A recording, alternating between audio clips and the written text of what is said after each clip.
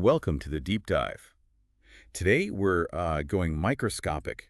We're going to be exploring the incredible world of immunoglobulins. Ooh, fascinating. These tiny proteins, they're like the backbone of our immune system. Yeah, they are pretty amazing. And our guide for this deep dive is this article. It's from Genie. Oh, They're a biotech company. They really seem to know their stuff. It's called Immunoglobulins: Structure, Function, and Clinical Importance. catchy. So get ready, because we're going to discover what immunoglobulins are, how they work, and why you should care. Sounds good. All right, let's just jump right in. First and foremost, what exactly are immunoglobulins? I mean, the name sounds kind of like something out of a sci-fi movie, doesn't it? It does sound a bit complex, yeah. But really, you can think of immunoglobulins as our body's own personalized defense force. Okay. Each one is uniquely trained to recognize and neutralize specific threats. So are these immunoglobulins the same thing as antibodies? Yeah. Because I always hear those two terms used, like, interchangeably. Exactly. Immunoglobulins and antibodies are one and the same. They're these Y-shaped proteins with a clever lock-and-key system that allows them to target invaders, like, with incredible precision. Boy, a lock and key system. Yeah.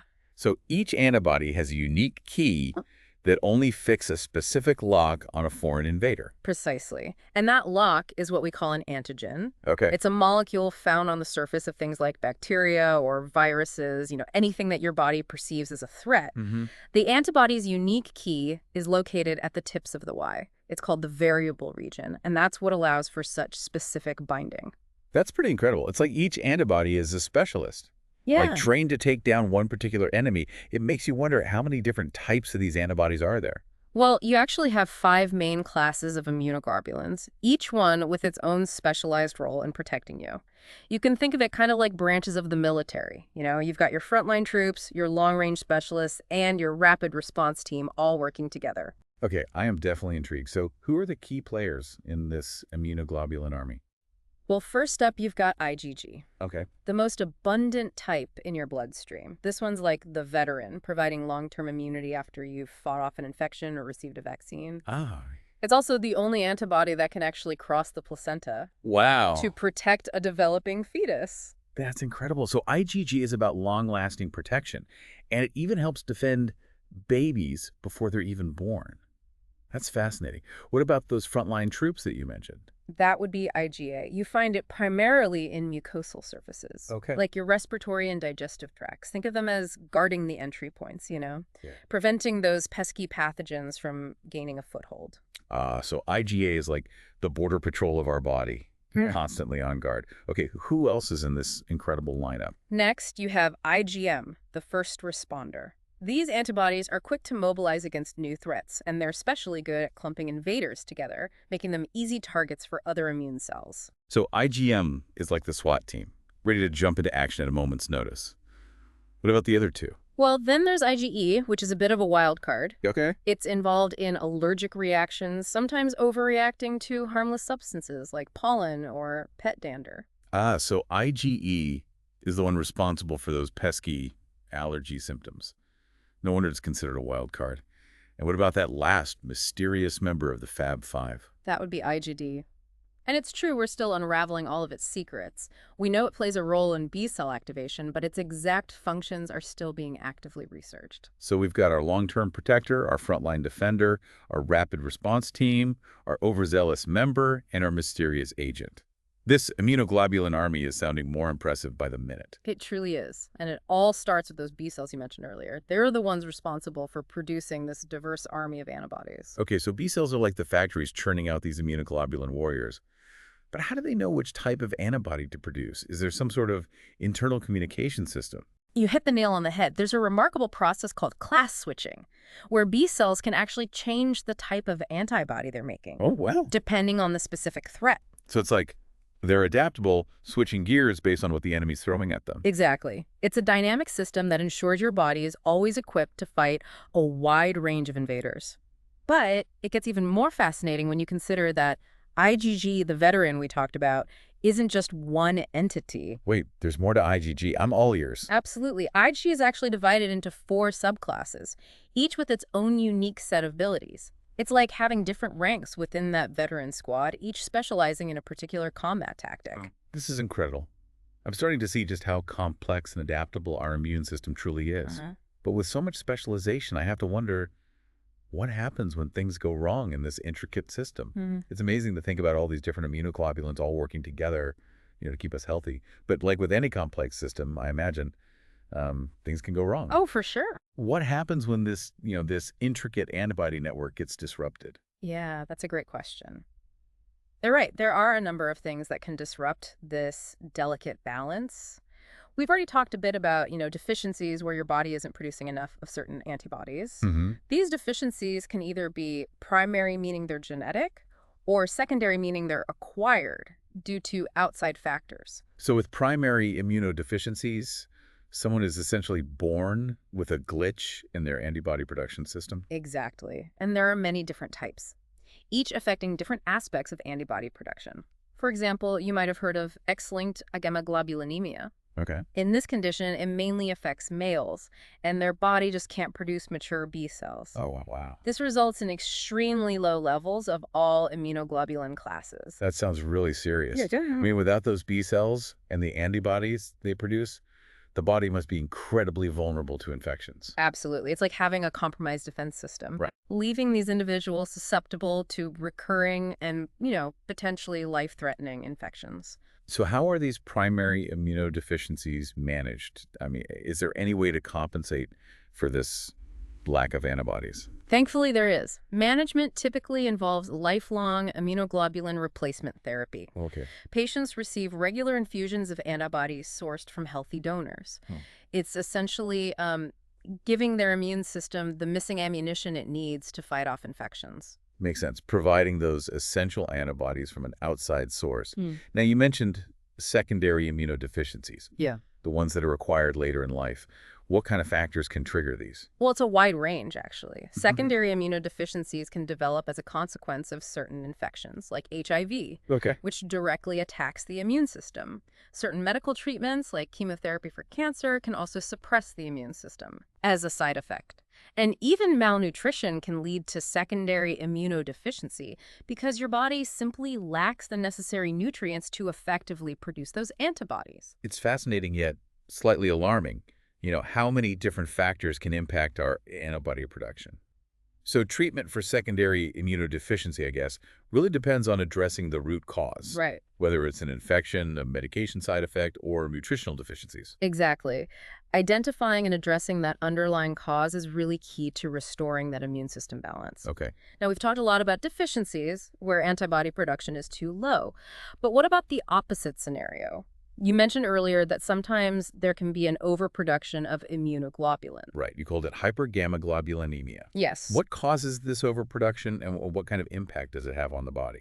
Well, hypergammaglobulinemia is often a sign that something else is going on in the body, a sort of red flag Right. that warrants further investigation. For example, chronic infections can put your immune system into overdrive, leading to persistently elevated immunoglobulin levels. So it's like the immune system is stuck in fight mode, Yeah, constantly churning out antibodies even when the threat might not be as severe. that's a great way to put it. And then you have autoimmune diseases, Right. where the immune system mistakenly attacks the body's own tissues, leading to inflammation and an overproduction of antibodies, particularly IgG. We hear a lot about autoimmune diseases these days. Are there any specific examples that are commonly linked to this hypergammaglobulinemia? Certainly. Conditions like lupus, rheumatoid arthritis, and inflammatory bowel disease are often associated with elevated immunoglobulin levels. In these cases, the overactive immune response and the resulting high antibody levels actually contribute to damaging the body's own tissues. So too much of a good thing can definitely be a problem in this case. Mm. Are there other conditions besides autoimmune diseases that can trigger this overproduction of antibodies? Yes. There's another important one to consider, multiple myeloma. It's a type of cancer that affects plasma cells, those antibody factories we talked about earlier. In multiple myeloma, there's uncontrolled growth of a single type of plasma cell, leading to a massive overproduction of a specific monoclonal antibody, often IgG or IgA. So instead of a general overproduction, it's a surge in one very specific type of antibody. Yeah. That sounds like it could be a helpful diagnostic clue. You're absolutely right. Detecting this spike in a specific immunoglobulin can be a key indicator for diagnosing multiple myeloma. It highlights just how important it is to have a balanced immune response. We need enough immunoglobulins to protect us, but not so much that they start causing harm. Now, before we move on, I want to circle back to something we touched on earlier, hypersensitivity and allergies. Yeah. Can you remind us how those fit into this whole picture of immunoglobulin imbalances? Of course. Hypersensitivity and allergies are essentially exaggerated immune responses Right. to substances that are normally harmless.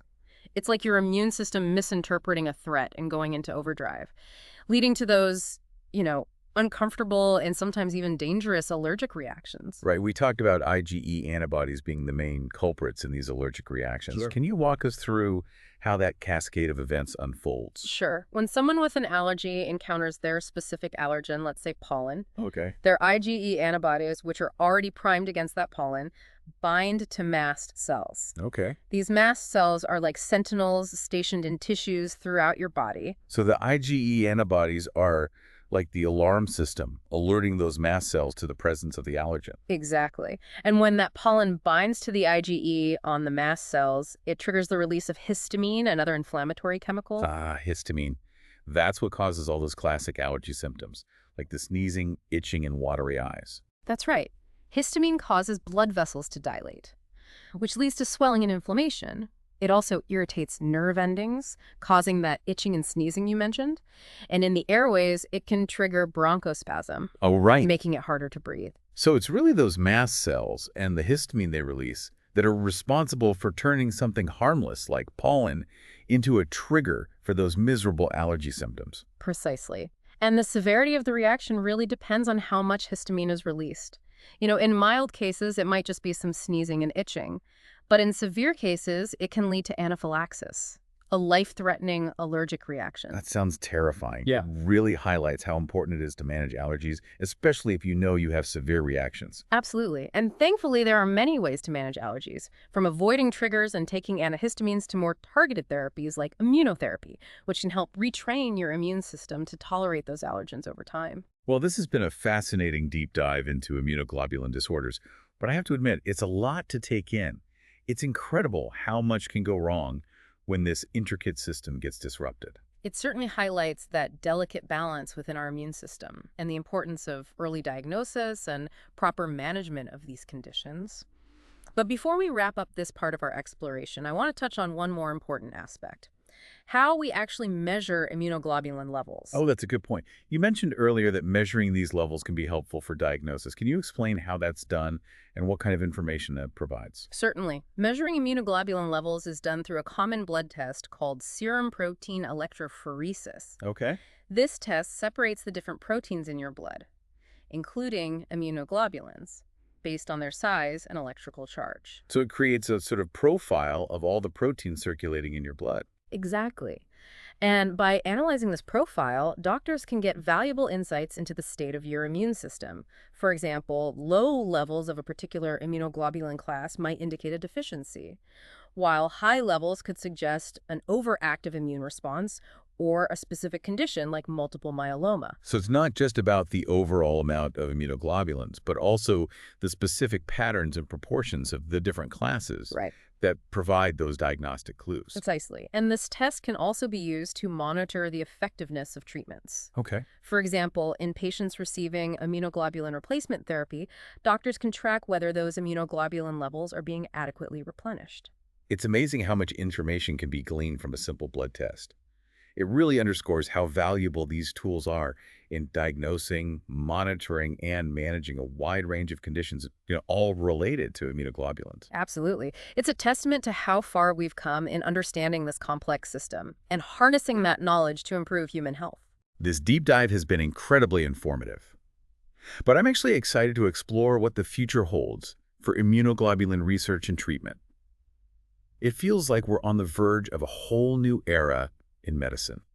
Welcome back to the deep dive. I don't know about you, but I'm so ready to explore this cutting-edge world of immunoglobulin-based therapies. Me too. We've talked about how these antibodies work, the problems that can come up, and now it really feels like we're stepping into the future of medicine. You're right. Our understanding of immunoglobulins has really unlocked some incredible therapeutic advancements. Yeah. We've already touched on IV-ish, Right. intravenous immunoglobulin, which is essentially giving a boost of antibodies to people with deficiencies. But there's so much more to uncover. Let's dive a little deeper into IVG and explore some other exciting therapies that are on the horizon. Okay. IVG sounds almost like, a direct intervention, giving the immune system like a helping hand. How exactly does that work? Okay, so think of it this way. We take antibodies from the plasma of healthy donors, pool them together, and then administer them intravenously to the patient. It's like giving their immune system these reinforcements, providing, a broad spectrum of antibodies to help fight off infections. So it's not targeted at like one specific invader, but provides more like general immune support. Yeah. Is that why it's helpful for such a diverse range of conditions? You got it. That's why it's used for a bunch of different conditions, including primary immunodeficiencies, autoimmune diseases, and even certain neurological disorders. It's pretty amazing how something as simple as providing antibodies can have such a profound impact. Yeah. But I also know that there are therapies that are much more targeted, right? Like those monoclonal antibodies we discussed earlier, those seem almost futuristic. Absolutely. Monoclonal antibodies are a real game changer. These are like engineered antibodies Okay. designed to bind to very specific targets. Imagine like a particular protein on a cancer cell or a receptor involved in an inflammatory process. So instead of general boosts, they're like guided missiles. Right. Homing in on a specific enemy. That must be why we hear so much about them in like breakthroughs for difficult to treat diseases. That's a great analogy. And this targeted approach makes them incredibly effective with minimal side effects, Yeah. especially compared to traditional therapies, which often affect healthy cells along with the diseased ones. I'm dying to hear some real-world examples. How are monoclonal antibodies being used to treat diseases today? Well, in cancer treatment, they can be used to block the growth of tumor cells, Oh, wow. flag those cells for destruction by the immune system, or even deliver toxic payloads directly to the tumor, Wow. minimizing damage to surrounding healthy tissue. That's incredible. It's like having a microscopic army, Right. specifically trained to seek and destroy those cancer cells. Makes you wonder what else they could be used for. They're not just limited to cancer. Monoclonal antibodies are also being used to treat autoimmune diseases like rheumatoid arthritis and Crohn's disease. In these cases, they block inflammatory molecules, dampen the immune response, preventing it from attacking the body's own tissues. So they can either enhance the immune response or suppress it, depending on what's needed. That's amazing versatility. I can see why scientists are so excited about all the possibilities. The field is constantly evolving. Researchers are developing new monoclonal antibodies all the time, targeting an ever-expanding range of diseases. It really is a revolutionary area of medicine. It really does feel like we're entering this new era of personalized medicine, where treatments are tailored to an individual's specific needs. This deep dive has been an incredible journey, from the basics of antibodies to the forefront of medical innovation. It's fascinating, isn't it? It's remarkable how far we've come in understanding these tiny molecules and the vast potential they hold for the future of medicine. Absolutely. A huge thank you to Assay Genie for providing such a comprehensive overview of this complex topic in their article. But before we wrap up, I have one last question for you. Knowing what we know now about these incredible immunoglobulins, is there anything we can do, like in our daily lives, to support healthy antibody production and a balanced immune response? It's like you've given me a glimpse behind the curtain of my own body, and I kind of want to know how to keep things running smoothly. That's a great question. While genetics definitely plays a role, there are some things you can do to support your immune system and those hardworking immunoglobulins. Okay. A healthy diet rich in fruits, vegetables, and lean protein provides those essential building blocks for antibody production. So fuel those antibody factories with good stuff. What else? Regular exercise is beneficial too. It helps improve your circulation and boost immune cell function, ensuring those antibodies can actually get to where they need to go. And, of course, getting enough sleep. That's when your body repairs and regenerates, allowing those busy B cells to, recharge and produce fresh troops of antibodies. So like basic healthy habits actually translate to a healthier immune system Yeah. and better antibody production. No magic potions needed. Exactly. And don't forget about stress management. Chronic stress can really suppress your immune response, making you more vulnerable to infections. So finding ways to relax and de-stress can actually benefit my immunoglobulin army. That's a prescription I can get behind. Absolutely. While it's always best to consult with your healthcare provider about specific concerns, taking care of your overall well-being is a great way to support those incredible immunoglobulins. Perfect. I love it. Well, that is a perfect note to end on. A huge thank you to our expert for guiding us through this fascinating world. And to you, our listener, thank you so much for joining us on the deep dive. I hope you've enjoyed this exploration of those amazing immunoglobulins as much as I have. Until next time, stay curious.